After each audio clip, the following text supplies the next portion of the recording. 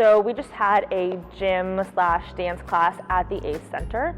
They took us through negative 10-degree weather in the snow, and we danced our way through warmer climates and ended with, I believe, 10 degrees above in rain and our t-shirts and pants. It was a lot of fun. Something I learned about integrative teaching is that I think it's easier than we think it is. I think when we try to plan these lessons where we're incorporating more than one topic, we think really hard about how we're going to do it, where it's really we can take one thing, such as dance, and add in climate, and add in math, and add in, how much wind force do we need to be able to hold this pose or do things like that. And so I think if maybe we just boil it down and start with one topic and see how we can change our environment and how we can change what we're doing, it is a lot easier to incorporate a lot of things.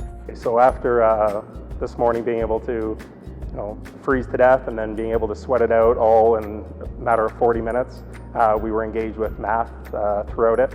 Collaborative and between peers, and the group setting was just amazing. So ideally any kind of classroom activity where you have students in the desk, you want to try to be able to bring in some kind of collaboration or be able to try and marry more than one strand.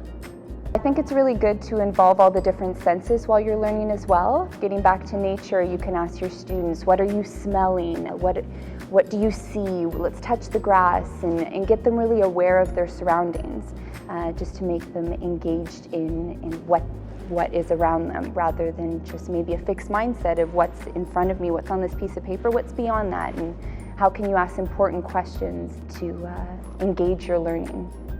My favorite part was I didn't know what to expect, and when I first got in here and there was snow everywhere and crazy things were happening indoors, I got a lot more excited. It was a lot more engaging being in it than imagining what it could mean, and that opened up a whole other different side of it where I had different perspectives of how they did it and through the wind tunnel and how it worked, and it gave me an extra amount of questions as well.